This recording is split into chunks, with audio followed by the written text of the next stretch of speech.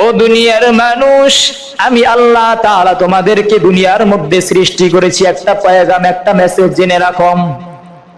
পৃথিবীর মধ্যে এমন কিছু মানুষ রয়েছে, দেখবা যে সমস্ত মানুষের কথায় তোমার মতো বান্দা, তোমার মতো বান্দি পাগল হয়ে যাবা। আমার মতো মালিকের কোরআন তেলাওয়াত যখন তোমার সামনে পেশ করা হবে, আমার কোরআনে কালিম তোমার কাছে ভালো লাগবে না। আমার হুকুম, আমার রাসূলের সুন্নাহ অনুযায়ী যখন আলেমরা কথা বলবে, ওই আলেম ওলামাদের কথা তোমার কাছে ভালো লাগবে না। আল্লাহ বলেন এমন জাতি রয়েছে, যেই জাতি, যেই গন্ডমূর্খ জাহেল নাস্তিক মুরতাদ ইহুদিদেরকে তোমার কাছে ভালো লাগবে। দেখবে যে এটা মিথ্যা কথা, যেটা বাতিল, ওই জিনিস তোমার কাছে ভালো লাগবে।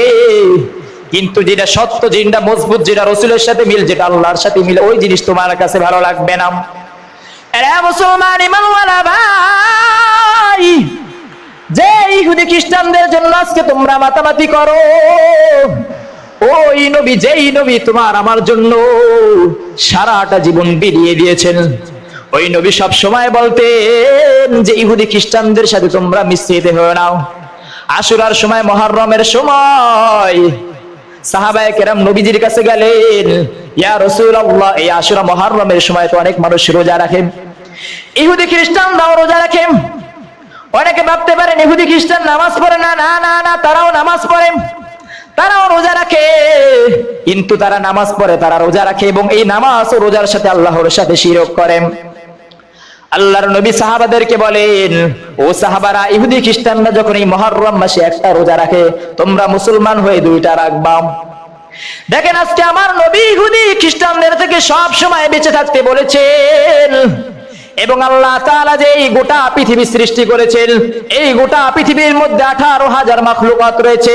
এই মাখলুকাত গুলো দুনিয়ার মধ্যে কিভাবে চলবে সব আল্লাহ তাআলা আগেই প্ল্যান করে রেখেছেন, সব আল্লাহ তাআলা কোরআনে আগেই বর্ণনা দিয়েছেন। দেখেন একবার ভাবেন, ওই ডাব গাছের মধ্যে ওই পানি, একটা ফলের মধ্যে এই পানিটা কোথা থেকে আসলো? এই ডাব গাছের মধ্যে পানি, এই পানি কোথা থেকে আসলো? ডাব গাছের মধ্যে কোনো ফুটো নাই। এই পানিটা দেখেন 1 বছর না 2 বছর যদি ওই ডাবের মধ্যে থাকে, ওই মালিক যদি চায়, ওই ডাবের পানি কিছুই হয় না। কথা বলেন ঠিক কিনা? এরা মুসলমান ইমানওয়ালা ভাই ও পর্দার অন্তরালের মা,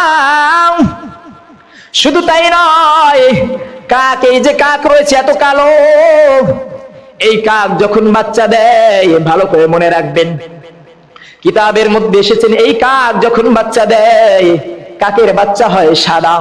বর্তমানে আমাদের কাকের দিকে তাকান, প্রত্যেকটা কাক হয় কালো। আর কাক যখন সন্তান জন্ম দেয়, এই কাকের বাচ্চা দেখবেন সাদা হয়। এই সাদা হওয়ার কারণে মা বাবা সন্তানের কাছে যাইতে ভয় পায়, কারণ কাক মা বাবা হইল কালো। কালো বস্তু যখন সন্তানগুলো হয় সাদা পশু, তখন মা বাবা ভাবতে থাকে এটা কেমন সন্তান, এটা কার সন্তান, আল্লাহ ভালো জানেন। তাই মা বাবা কাককে জন্ম দিয়ে মা বাবা 3-4 দিন সন্তানের কাছে আসে না, ওই সন্তান ওই বাসার মধ্যে থাকে। ভাইজান মনে রাখবেন, ওই সন্তান যখন বাসার মধ্যে থাকে, এই সন্তানের খাবার দেবার যিনি দেয় তিনি কে? এরে মুসলমান ইমানওয়ালা ভাই, ওই ছোট্ট ছোট্ট কাক, ওই কাকের খাবার যিনি দেয় তিনি হলেন আল্লাহ। এবার প্রশ্ন, ওই আল্লাহ ওই কাকের মধ্যে কিভাবে খাবার দেয়? হাত দিয়ে, পা দিয়ে, মুখ দিয়ে? না না না, আল্লাহ তাআলা কুদরতি কিছু পোকা রয়েছে, এই পোকাগুলো এই কাকের সামনে দৌড়াদৌড়ি করতে থাকে। এই ছোট্ট 1 দিন 2 দিনের কাকের বাচ্চাগুলো সাদা হয়। এই পোকাগুলো খাইতে খাইতে এই কাকের বাচ্চাগুলো 4-5 দিন পর কালো হয়ে যায়। কালো যখন হয়, মা বাবা তখন এই কাকের বাচ্চার কাছে আসে, বলেন সুবহানাল্লাহ। এরা মুসলমান ইমানওয়ালা ভাই, যেই দয়ার মালিক ওই ডাবের মধ্যে পানি দেয়, যেই আল্লাহ তাআলা কাকের বাচ্চাকে রিজিক পৌঁছান, সেই মালিক তোমার মতো আমার মতো বান্দারে গোটা পৃথিবীর মাখলুকাতের মধ্যে শ্রেষ্ঠত্ব দান করেছেন। সেই আল্লাহ তাআলা তোমাকে কত সম্মানে রাখবেন সেটা কি কোনোদিন ভাবছো? কিন্তু তোমাকে যে সম্মানে রাখবেন, এটার জন্য তো তোমার ইবাদত করতে হবে, আল্লাহর সাথে শিরক করা যাবে না। আল্লাহ তাআলা যে পৃথিবীটা বানিয়েছেন তা সব কোরআনে বলে দিয়েছেন, পৃথিবীটা কিভাবে ধ্বংস হবে সেটাও কোরআনে বলে দিয়েছেন।